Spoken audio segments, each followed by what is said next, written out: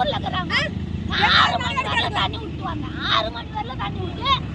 அவங்க மட மாட்ட சொன்னேன் தீர்ப்பு வந்துச்சு அப்புறம் நீ ஏன் கொடுத்துட்டாங்க அதிகாரிங்க அம்மா மாட்டை கலெக்டர் வந்து அவங்க கிட்ட பார்த்தா போராடுவேன் ஒரு மாட்டு நாளைக்கு எங்க நாயினை அடிக்கல போராடுவேன்